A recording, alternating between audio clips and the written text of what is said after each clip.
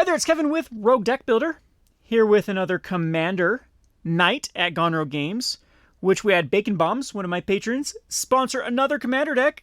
Highly appreciative of Bacon Bombs. If you'd like to have a Commander deck sponsored, meaning I build you a custom deck with your parameters, I'll be more than happy to do this. So for this one, Bacon Bombs wanted me to build a Tayam Luminous Enigma. It's not coming across the best on this. Let me take it out of the sleeve here. A foilie in a sleeve. The camera does not want to pick that up whatsoever. It's got tons of glare.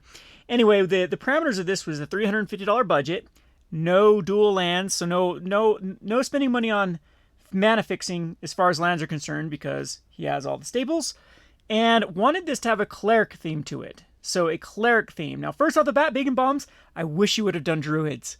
Druids with this dude, Tayam Luminous Enigma, seem pretty bonkers. There are a lot of cool combos with both +1 from counters and a lot of mana acceleration through druids, which have a lot of wombo combos. So when I built this deck, I included a couple of things that weren't clerics, but I tried to pick as many clerics as possible. And I also tried to pick things that synergized with Tayam. So there are a lot of things that are bonkers, crazy wombo combos with Tayam. You might find a few of them in here. But overall, basically, everything needs to have converted mana cost 3 or less to utilize Tayam's 3 ability. I didn't go a lot of self-mill.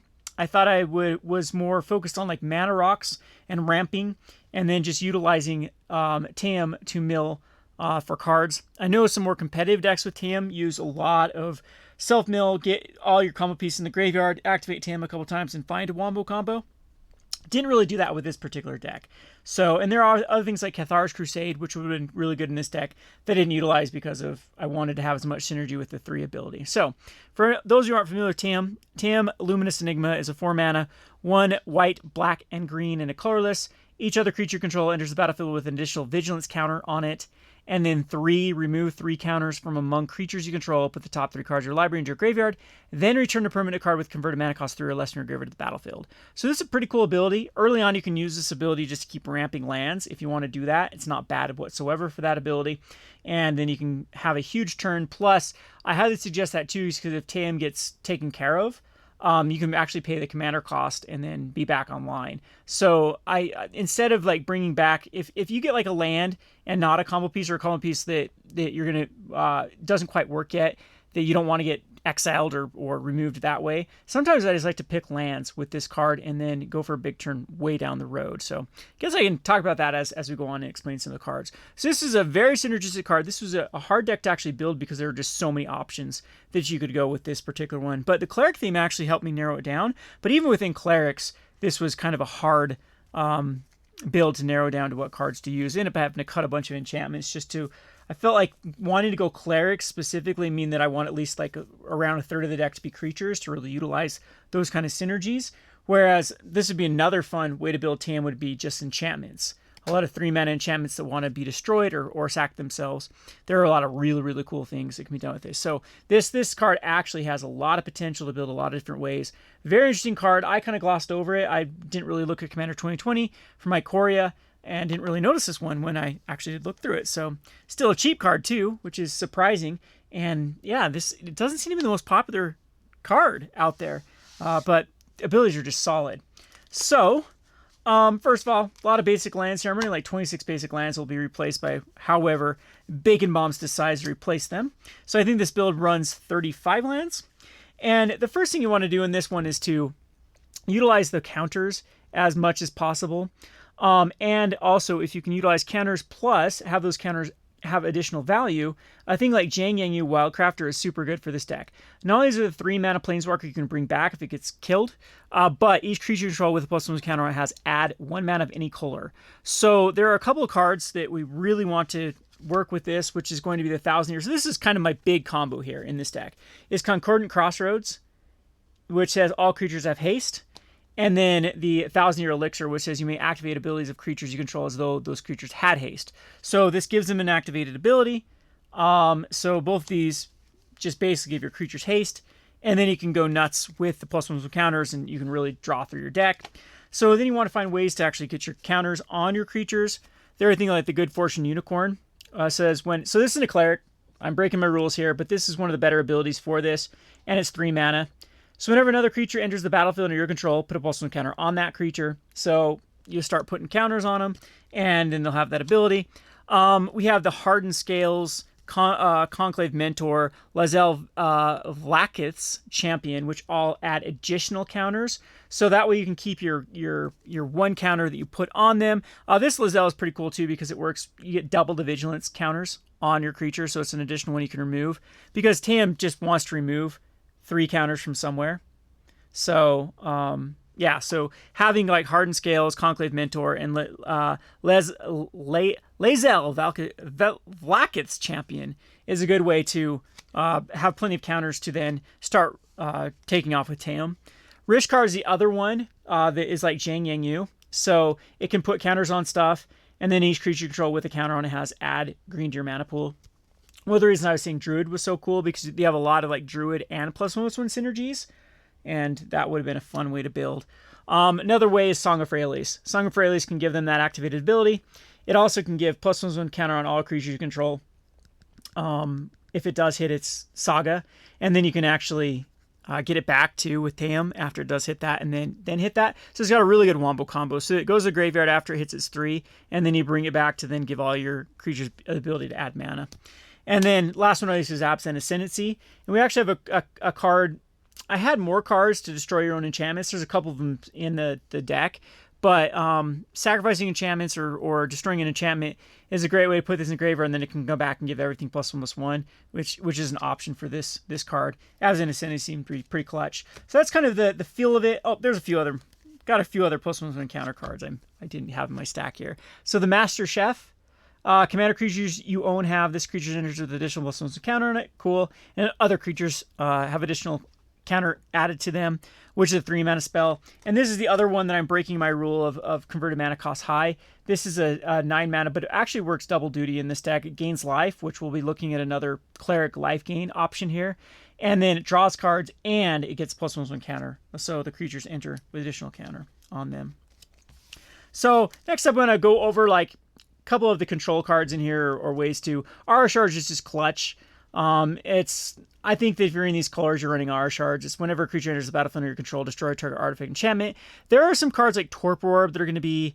I guess Torpor would shut this down though. So yeah, that's a bad bad analogy there. I guess that's why I had the seals in there at first, and then I cut the seals. But there still are some cards that like artifacts and enchantments can really ruin your day. Rest in Peace is one that you definitely want to get rid of.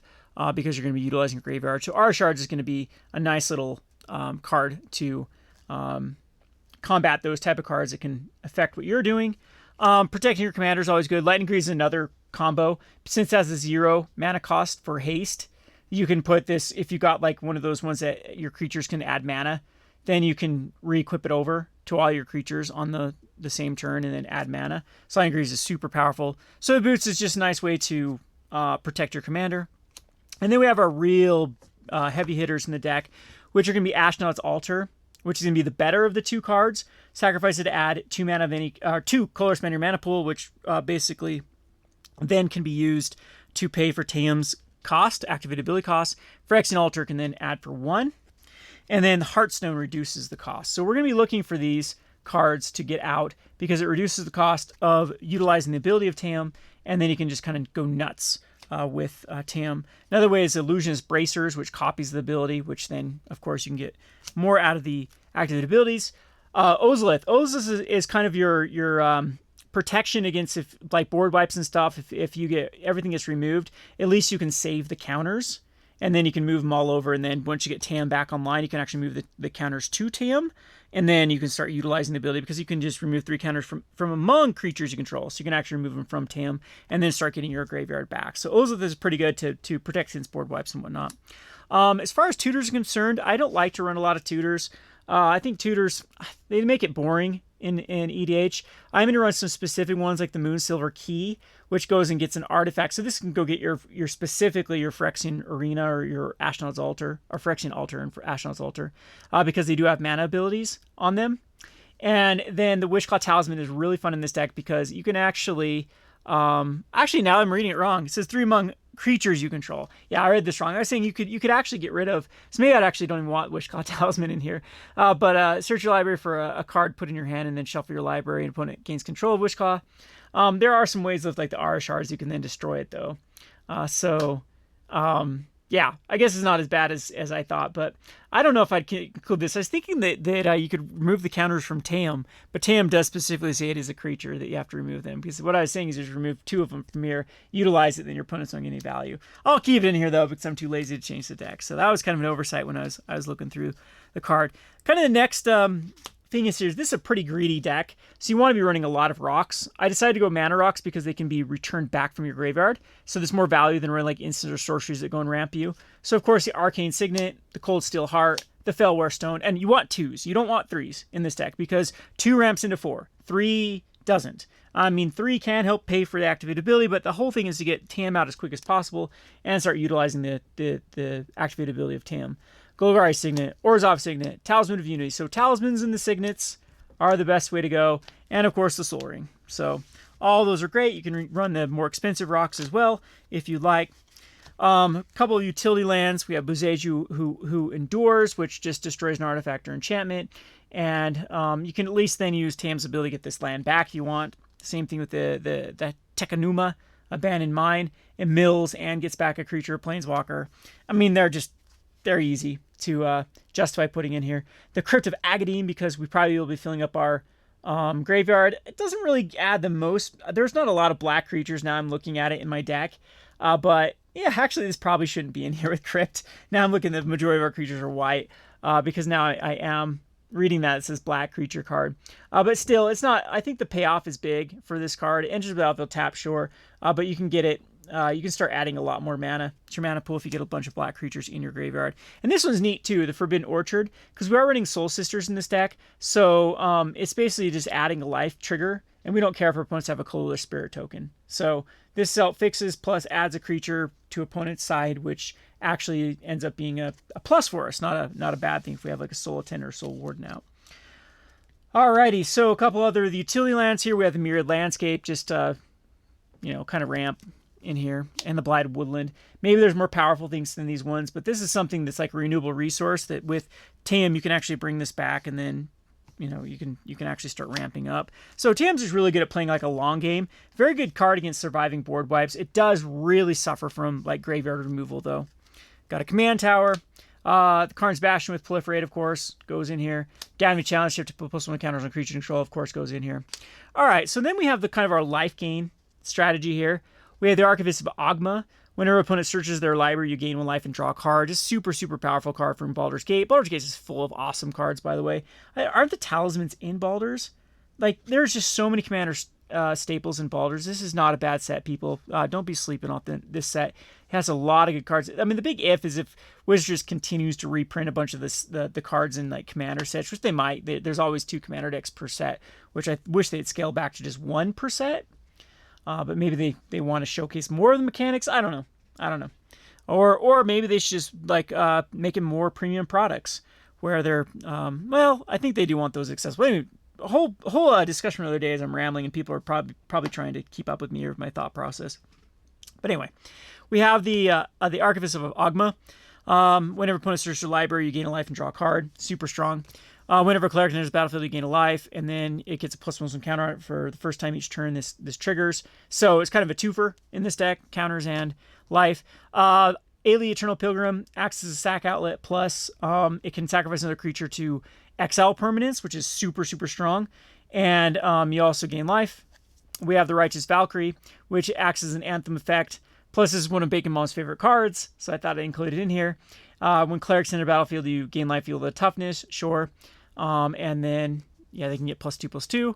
We have Trellis Sara, the Moon Dancer, which whenever you gain life, you put +1 counter and scry. The Marauding Blight Priest, whenever you gain life, you lose the life. We have Helad Sun's Crown, whenever you gain life, put a +1 counter on target creature or enchantment. And then it can give things lifelink. Then we have the Relic Vial. Of course, this is on a theme for the good old commanders. Sacrifice a creature, draw cards with a sack outlet, and then as long as you control cleric, whenever a creature you control dies, you lose a life and you gain a life. The Impassioned Orator, this could be an Arc Champion. End up cutting the Arc Champion for this because it went just slightly above the budget. Arc Champion definitely would be better than this sucker, though. Voice of the Blessed. This one's awesome because it gets +1 counter every time you gain life, And then as a four more counters, gets +1/+1 and flying and vigilance, and then it gets indestructible if it's 10 or more. But it's just another Giant's Primate you can utilize to every time you gain life, and then it's counters, so then utilize for Tayam. We got the Suture Priest. Gain life on your side, lose life on opponent's side. The Soul Ward and the Soul Attendant, which whenever a creature enters the battlefield, you gain a life. And this is not a cleric, but Eternal Witness is in here for a couple reasons. There are a couple cards that you can't utilize with Tayam. This makes the Eternal Witness, if you mill like your Great Henge, it makes it so you can actually get those back. The Dread Return, this is another thing that is pretty it's just value in this deck, because you're going to be milling, you're going to want Dread Return in your graveyard, and it's going to be a sack outlet to put stuff that want to go back in the graveyard back out. It's just a really solid card in the deck. Entomb, very, very strong card, puts in your graveyard. Here's exactly what Tayam wants. The Aura Skyclave Hierophant. So this one is above 3 mana cost, but it's super strong because whenever a cleric you control dies, return a cleric card with lesser mana to the battlefield. So you get a lot of value out of Aura once it's out. The Minister of Obligation just has basically a 3-card combo with Tayam. So the Minister of Obligation with either one of the altars just goes infinite. We have Tabarok's Hope's Demise. Whenever another non-token creature control dies, you put a +1 counter on it, and if it's a cleric, you draw a card and lose life. So it's card draw, plus it's a great way to get some counters to utilize. Veto, whenever you gain life, target opponent lose that much life, and then you can give all your creatures lifelink, just a solid card. Doom Necromancer, another way to get back like the creatures that you can't get back with Tayam. Another cool thing you can do if Tayam starts to build up with commander cost, let it go to your graveyard, have Doom Necromancer get it back. So pretty good synergy. Fiend Hunter. This has a lot of cool synergies with Sacrifice, because as it enters the battlefield, trigger on the stack, you sacrifice Fiend Hunter, they never get back what you exile. So pretty cool card there. Making opponents sacrifice indestructible or hexproof cards is always good, so there's Demon's Disciple. We have the Remorseful Cleric to get rid of opponents' graveyards. Target player's graveyard, exile all cards. We have the Priest of the Forgotten Gods. You sacrifice 2 other creatures. Any number of target players each lose 2 life. Sacrifice a creature you add to, and you draw a card. So good little mana value for this card. The Dawnbreaker Cleric enters battlefield. Choose 1. You gain 2 life. Destroy an enchantment or exile a card from a graveyard. So it's just so versatile. Mother of Runes to help protect your creatures. Thought Giver of Runes was in here too, but it got a cut at the last second. Self of Spirit to give everything indestructible. Helps against board wipes. The Benevolent Bodyguard, same thing, to give protection from a color, so you can protect your commander and other stuff. Moon-Blessed Cleric's kind of cool. You can search your library for enchantment, put it on top. And so there are some good enchantments here, of course, that you can go get, like Song of Freyalise and whatnot, that is going to then put on top, and you can actually mill it with Tayam. Cleric Class is really cool, because if you gain life, gain 1 life, extra life, and whenever you gain life, put a +1 counter on something, so another way to get it on there. Mikaeus is a cleric. You can put a +1 counter on Mikaeus and remove a +1 counter on Mikaeus, put a +1 counter on all their creatures you control, so great way to put a lot. And last but not least, another cleric in here, the Custodi Soulbinder. I had Nim Deathmantle in here because it went crazy with Nim Deathmantle, Custodial Soulbinders, and Ashnod's Altar. Worked out really well. No. I'm thinking of a different card. Never mind. That's Twilight Prophet I'm thinking of. Custodian Soulbinder I just thought was really cool because it enters the battlefield with X +1 counters on where X is the number of other creatures on the battlefield. So there would be tons. This is just like your big power dump for your Tayam. It will come with a ton of +1 counters, hopefully. And then it's a lot of them you can remove. So I don't know if this wants to be in here. I just thought it was cool enough to throw it on as an option. Like I said, there are so many options. I cut. There are a lot of enchantments that I cut, a lot of artifacts that I cut that could definitely go in this. There's a cool one out of Baller's Gate that I might want to put back in, maybe instead of like Soulbinder. There was the, had the Adventure. I'm trying to think of the card, but it's 2 mana, return target creature from a graveyard to your hand. And then it had Equip 1, and then if you equip it on a creature, whenever a creature dies, put a +1 counter on it. So it was just such value off of it, because if you milled it, you could then just bring it back with Tayam as an artifact and then equip it on something like a Tayam and start getting a bunch of value off your sack outlets. So, I don't know, really, really fun deck. I am going to play it now in Commander Night and see how well it does. Maybe we'll give an update in the comment section of how well it did. Sorry for the lighting. I need to figure out this lighting. We had it worked out pretty well, but then reset the camera. And now I can't seem to get good lighting on here, but hopefully it wasn't too obnoxious with seeing the cards and whatnot. But that is what I did for Bacon Bombs. I enjoy doing this. This is one of the things I still really, really enjoy with Magic the Gathering is kind of brewing. It's more fun than playing, in my opinion, figuring out these cards. So I would love a challenge. If you have a challenge for me to build a deck for you, again, he just bought the deck. You can give me a budget, and it works out pretty well. I build you a deck. You get a unique deck from Rogue Deck Builder, and I'll send it to you after I play it and beat some scrubs with this. So I'm going to go do that right now, beat some scrubs, and let you know in the comment section how well it ran. Anyway, this has been Kevin with Rogue Deck Builder. Thanks for watching.